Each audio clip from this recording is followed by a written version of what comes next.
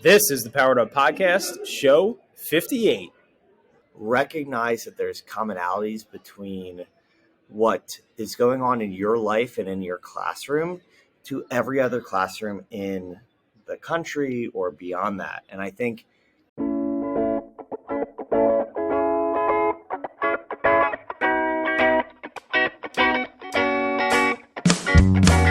Welcome to a real-world education with insight and advice from teachers in the game, where current and former educators reveal what truly sets apart the great teachers and what it takes to make a positive impact on students. Whether you're in pre-service learning, new to the game, or a seasoned veteran, this is the show for you. You'll leave feeling inspired to take action because we are powering education by empowering you.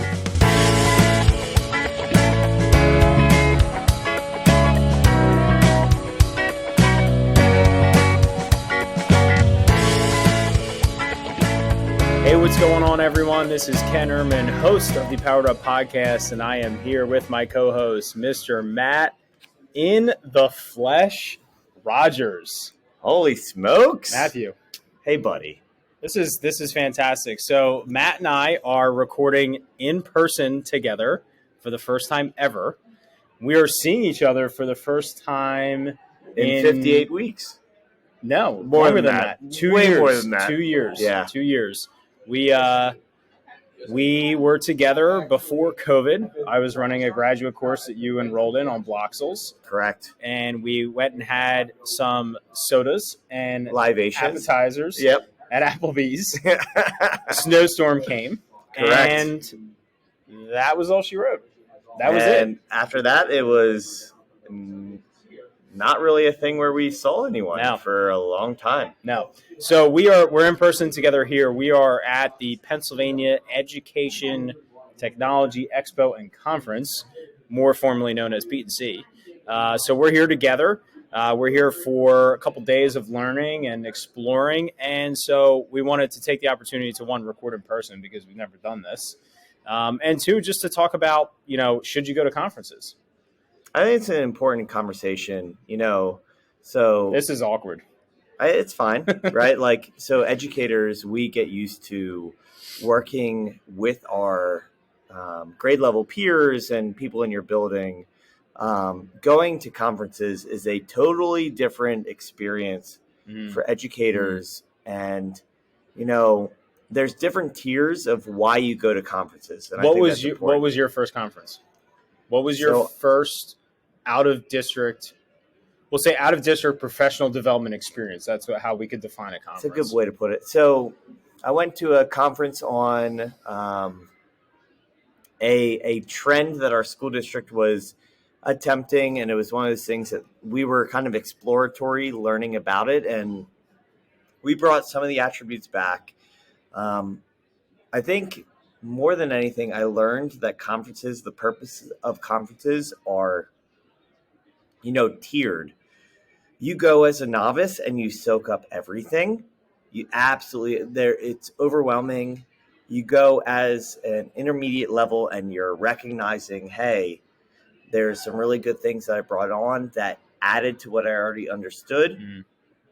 And then after you've gone to a few conferences, you go to a conference for networking. Mm-hmm. It's finding the like-minded peers that the 364 days you can reach out to get honest feedback because they understand your role and what you deal with in education. Yeah. And to get that support system is really what it comes down to.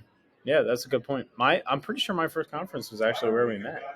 Really? Yeah, I'm pretty sure my first conference was we've shared before. I think probably back on the first show that Matt and I met at a Keystone Technology Innovator Summit, which was for nominated teachers for Pennsylvania teachers. I'm almost positive that was my first out of district experience. That's wild. But Matt and I have come to this conference for multiple years now, and it's regardless of the state you're in that you're watching this is the state level ISTE version. Correct. So, regardless if it's technology related, I'm going to a conference later this year that's more focused on like data and instruction. The idea, like Matt said, is you go in different tiers and you go to obviously learn, you go to just meet people, and the meeting people is something that I didn't expect any conference that I've gone to.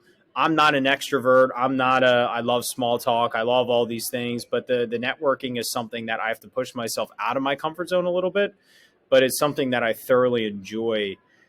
Even if it's, learning something new, it's validating what you do in the classroom. That's a big part of what this podcast is about. Is you might hear something that one of our guests does to validate yourself that it is meaningful, it is impactful, it is beneficial to your students, and conferences can definitely do that for you.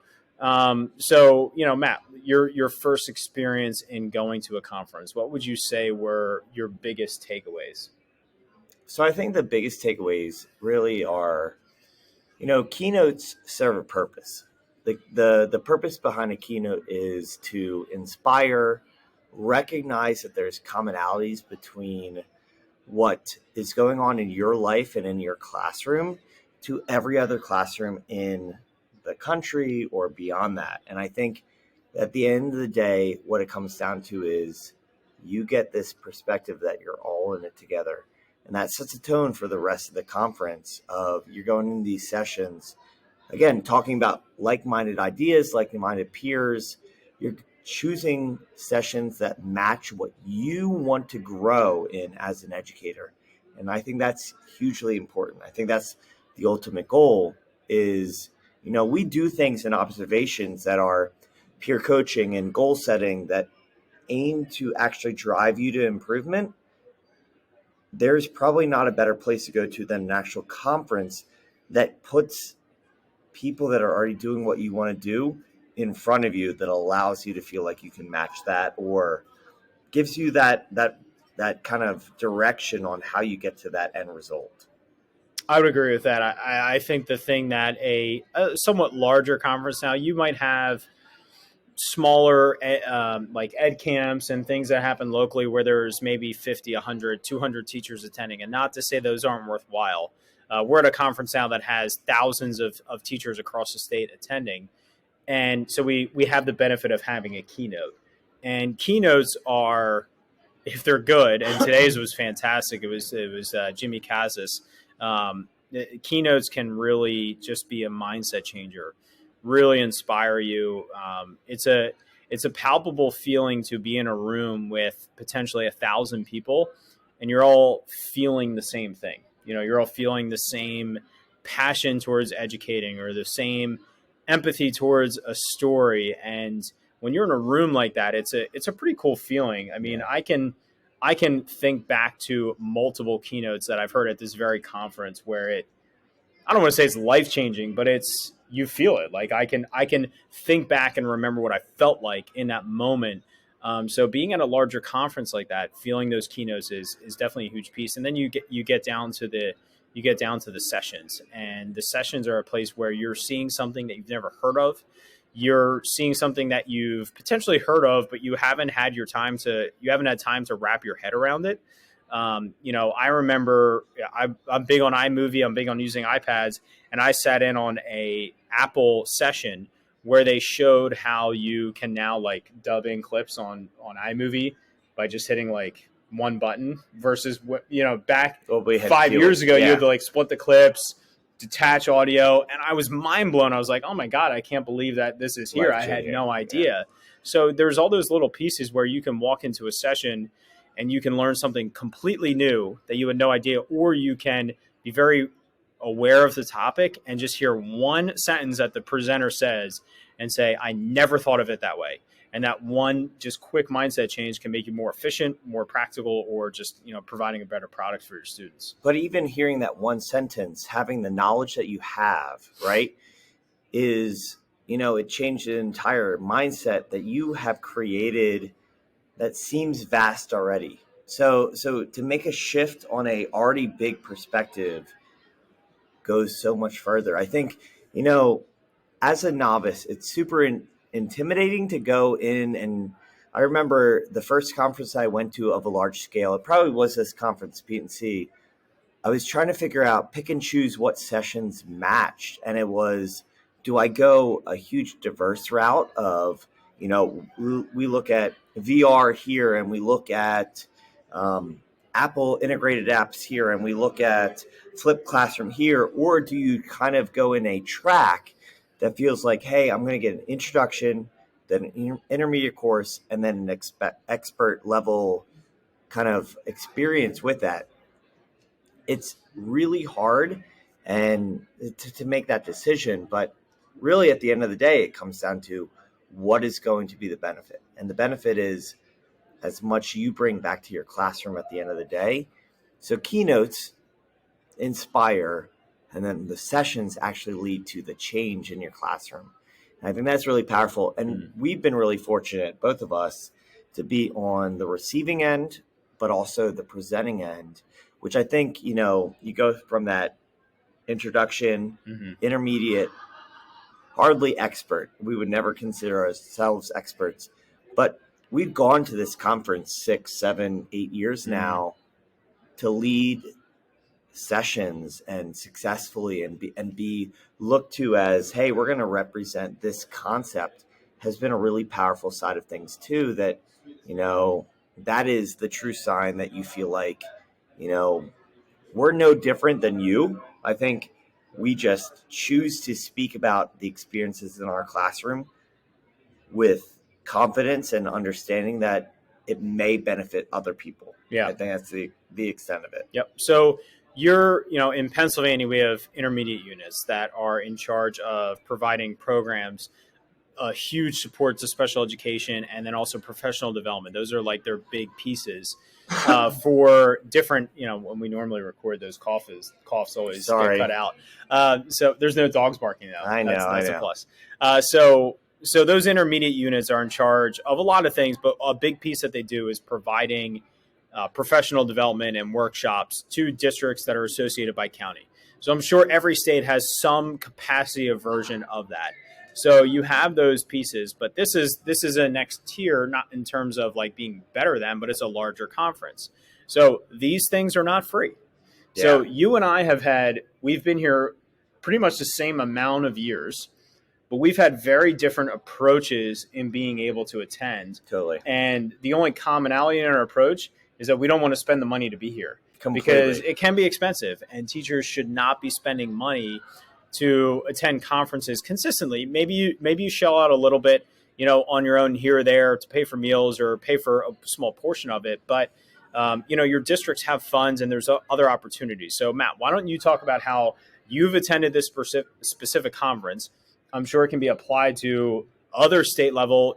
You've done it with ISTE as well. So what has been your strategy for getting your district to approve you being here? Yeah. And then also your ability to not spend your own money. I have not spent a single dollar of my district's means in order for me to come to an experience like this. But you've also not spent your own money. I've not spent. So you haven't spent district money, yep. And you haven't spent your own money. Mine's going to be different, but yeah. So local conferences are usually free because of the contract with the IU that we have in Pennsylvania. The state level conference, P&C, I have volunteered at. So that means usually I'm working 5 or 6 sessions where I'm introducing the presenter. I get to choose what sessions I'm coming to, and the rest of the time I get to go kind of freely. There's other requirements that add into the expectation, but that's what we're doing on the back end to be able to enjoy the conference. And the majority of the time is free to experience. And that is actually what I do with ISTE. So ISTE being the international version of every state level. It's probably the biggest conference that we'll ever go to. Yeah. I'm on the volunteer committee. So I'm one of 7 people that run all of the volunteers for the international conference, which is really, really cool. I was accepted, unfortunately, 3 years ago. Through COVID, I've only done 1 conference and all of it has been local. So I did Philadelphia and I've done 2 years of local, but this year we're going to New Orleans and then we'll go back to Philadelphia and we'll end up in Atlanta and years after years kind of supporting. But all of those are through that volunteer lens. The alternative end is you present. And a lot of times, any of these presentations. So just to back up for a second, with the volunteer, Your registration is free. Registration's free. Your travel is free. Travel, luckily, I'm close enough that I Okay. don't have to claim it, but yes. And your lodging is free. 'Cause Lodging is completely you have to covering. keep in mind, if you're staying at a multi-day conference, you have registration, you have lodging, and you have meals. So those are the three things that are going to cost you money. And I'm not saying that you shouldn't pay for any of that. If you can't get all of your meals reimbursed, it doesn't mean that you shouldn't attend. But just keep in mind that there's more than the registration fee that shows up on the website of the conference. I think the clarification is the expenses beyond what it costs to live, right? Like, hey, I need to have breakfast, lunch, and dinner. I expect that I'm going to pay, whether that's grocery bills of what normally I would do at home, Right. or going out to a restaurant with coworkers or people that I've met. It seems like an acquired fee. It's a little different at a conference because, a conference ends at 5:00.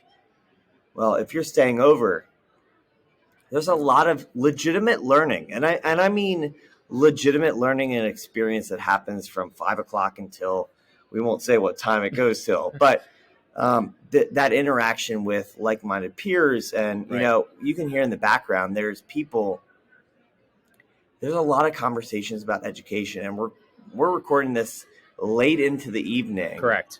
Right? So a lot of that comes down to us being educators and loving education, and we talk about it all the time. So all of that to be said, the last end of the spectrum is presenting at a conference, and I think we are only generating confidence in presenting because we've done it multiple times. Right. And that's kind of been my track into the experience. So my first year attending this conference, I put in an application to present, and I knew that if it was accepted, I could attend for free. And so I was accepted, and I went to my principal and said, hey, my presentation was accepted. Can I go? He said, yes, we'll cover we'll provide subs for you. That's the other expense that we don't pay out of pocket, but it does exist. So I was able to go for 2 days. So I presented, I stayed over. I think I actually stayed with you because I don't think I had a hotel because I wasn't planning on it. And then the next year, my assistant superintendent found out that I did it. She said, hey, we have a budget for this. You should put in for it. So then the next year I presented and I stayed over. I stayed for the 3 days. My registration again was free. And this time, I actually had the guts to ask for hey, could I have a meal reimbursed when I go to this? And so it kind of opened my eyes to I could get reimbursed. I stayed at the cheapest hotel possible that I could find a room in. And now I stay where the entire experience happens. It's at an experience conference center that also has a hotel. And I'm very fortunate to have my district support me in hotel and in food reimbursement that fits the criteria for when you travel. But I've always been able to get registration for free because I've been accepted as a presenter. And so presenting not only is an empowering experience, it's a fulfilling experience. It's an opportunity to share your craft, collaborate, but it also helps you get your foot in the door, especially if money is an issue. And coming back year after year, I've run into people that said, hey, you did that presentation on I ran into someone that saw a 3D printing one last night from a couple years ago, or you did the one on Flip Classroom. It's fun because when you go to a conference like this, you typically get a lot of new people, and you also get people that come back year after year, and that continued network. It's really empowering because, frankly, if we had to put a percentage on what teachers attend a conference out of all of teachers, it's not a lot. What? It's not high. 0.5%? Yeah. I mean, realistically, hardly anybody goes from my district. I've gotten a few teachers to come here for a day or for an overnight. I've brought students for the student expo, but it's a really, really small percentage. And it's such all the sessions aside, just that networking piece, which is not part of my personality, is such a powerful experience. Yeah. I mean, the part of the presentation side of things is, it gains you confidence to go back to your district and feel like what you're sharing and what you're doing is valuable to the kids. And I think getting that feedback, positive and negative, You've gotten mostly positive. I've gotten both. Honestly, I had a session that fell flat, and it totally changed my view of how I go about presenting and how I interact with people. And luckily, one fall flat and many that went successful. But it's one of those things that as we go through this, we have this goal. You go and present because you want to make an impact on more classrooms than you get to interact with every day. And I think you feel this in your role. You don't get to interact with the classrooms all the time that you're influencing in your district. I get 18 kids because I teach 18 kids every day. So I know what impact I have. You have 16 classrooms that you have. And when you come to a conference and you're presenting, you may have hundreds of classrooms that in a slight way you may influence. And honestly, the best part of presenting really comes down to the feedback and conversations that continue after the fact. I've had, maybe you have 60, 70 people sit in your session, which is incredible. And you have 5 people that reach out on Twitter or Instagram after the fact, or you give out an email and they respond and you're like, hey, you brought up this point. Can we continue this conversation? That is the most dynamite part of presenting is, that teacher felt like what you covered made a difference in those few minutes, and they wanted to figure out how they can bring that attribute into their own classroom. And I think that's, why we as educators, we share what we know all the time, usually for free. Like, I think we give away stuff very freely. I mean, we're doing a podcast sharing our ideas because we feel like it's valuable. And if it can make a difference in one person who's hearing it, at least one classroom change, then it's all worth it. Yeah, I mean, we've talked about just in a recent episode, probably a few ago, where that impact on a specific student. I shared that email that I received from a student, and that's why we're in teaching. We want to make lifelong changes to an individual. Actually, the keynote today, he talked a lot about that in a really powerful way.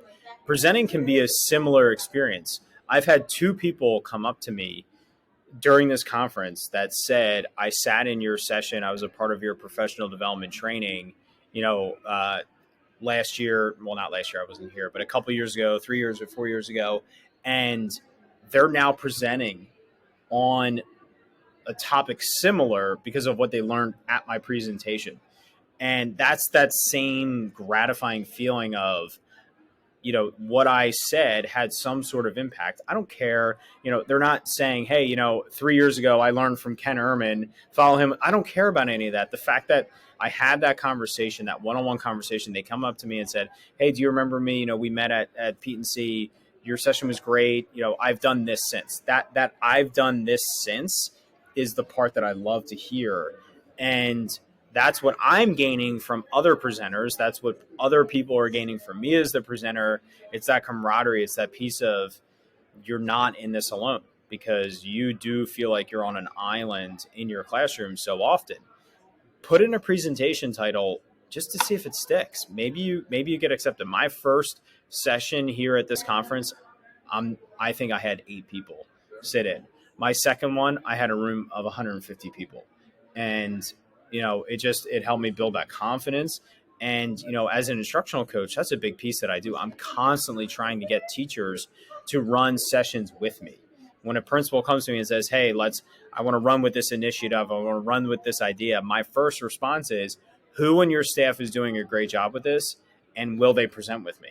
So when I'm going to a staff, it's not the Ken Ehrman show, it's this is an important concept, here's some ideas, I can cover the legwork of it, prep everything, but the teacher can talk about their craft, and the teacher can talk about what happens in their classroom, so that it becomes a collaborative effort with me and that teacher, and really they're there listening to their peer, not me. I think that's the key behind everything is you go to a conference, any topic, there's growth that comes out of it, right? Like, it may be a novice learning a ton. It may be someone who's experienced that makes a connection that totally changes the opportunities that happen for a district. the only thing that comes from a conference, as long as you're invested in the conference, is growth. And I think that's, I've gone to conferences where I sat in on 8 sessions and only one really made an impact, but that one made a huge impact. And I've also gone to conferences that I went to 8 sessions and 7 of them made an impact. And it doesn't make a difference. It doesn't make a difference one bit. Every single experience led to improvement of what I do in my classroom. And more than anything, usually it's the mindset shift, right? We're recording this in February. Right now, it is a miserable time in education. And I don't mean to be rude about that, but it is a tough time to be a teacher because, indoor recess, the early dark, like the kids leave school and it's dark. Like to find happiness and rejuvenation in February, knowing that March and April are going to be really tough, is what we need conferences to be. Lift us up, kind of drive through. And honestly, it's a great time. Even though it's inconvenient for subs, it's a great time to go to a conference. Mm-hmm. Yeah, I completely agree. It's a time to rejuvenate, reinvigorate, and just Google, just Google what's your state level. Tech conferences are big, even if this is a technology expo, but even just in our short time attending ourselves, this has expanded much beyond technology. There's usually some sort of tech focus in a session, but it's really about pedagogy. And look up ed camps, look up your version of the intermediate unit if you're not in Pennsylvania. There are plenty of opportunities, and just ask your principal, ask whoever your supervisor is, ask them, say, hey, can I go? I have a teacher in my district that is flying to a conference because their supervisor said yes. I don't know how the conversation transpired, but I know she's going. And there, in terms of budgeting and funding, there are specific budget categories dedicated to professional development for teachers, and a lot of times those go unfulfilled. Those are not tapped into. Supervisors, principals, they are putting money aside for these experiences, and you need to ask. You need to seek out, is it possible? If it's not possible, put a budget together and say, when you are preparing your budget for the following school year, can you build this in? I really want to go. So, sell the idea. What are you going to learn from it? What are you going to gain from it? But start having the conversations with the people that, are signing off on these approval sheets so that you can go. Should you spend your own money? Possibly that's your own personal decision to make. I personally feel as though you should not. I think you should seek out funding. I think you should seek out the ways that either through volunteering or through your district that they can support you and fund you, because they want you to go. They do want you to learn and grow. And so they're going to support you financially with that. But you have to ask first to be able to find that possibility. To kind of add to that, when you go to a conference, you're expected to bring something back to the district. And that might be offering to go in front of the school board and list what you did, whether it was what you learned, what you presented on, any of those features. The stakeholders need to justify what you're doing. And that's a small price to pay if it allows you to have that opportunity. And I think, Ken, what you were talking about is there is budget there for the possibility. More than anything, if you can justify that it's going to make you a better teacher, there's probably a way to make it happen, right? Like whether it's within the school district or outside of the school district, to find a way that can make it possible. But all you're advocating for is to be a better version of yourself and make an influence on your class. And that then leads to you being a better teacher, better professional. It's a no-brainer, and the school district wants that for you as long as they can make it possible. And I often, like I've said this before, I often bring to my admin solutions to problems that I'm going to bring to them. They may not be the solutions that they'll use. Hey, I can try to present. I can try to volunteer. I can pay portion. I have no problem doing that. It's something I want to do. I'm willing to do that because, like, for instance, tonight I came up here on my own accord. I'm not actually attending this conference, but I wanted to be part of the networking of tonight. Mm-hmm. Then I came up out of my own time, even because I knew who would be here. I knew I could have that opportunity. And I've had some great educational conversations out of this evening that will come back to my classroom tomorrow. But unfortunately, I will be in my class. Not unfortunately, but I won't be able to stay and enjoy the keynote portion of it, which is really what we all need as educators at this time of year. So it's all part of it. Yeah, I agree. I think, our main point, and I think it's been very clear, is search conferences, find conferences you can logistically attend, and put in proposals to your district to attend. It will be a career changer for you without a doubt. Like Matt said, you might attend 8 out of 8 grade sessions. You might attend 3 out of 8 grade sessions. But the networking, all the other pieces that go with it are going to be beneficial and meaningful for you. So please look into attending these professional development events that are out there and available for you to grow as an educator. So, Matt, why don't you close down shop here in person? Let's see if you can handle it. All right. I'm gonna go to sleep because I'm presenting early tomorrow morning. All right. So as we power down this episode, hopefully we leave you powered up. Stay well, Kenny. It's good to see you in person. Absolutely. This has been a pleasure. I know, man. And we'll talk to you next week. See you guys.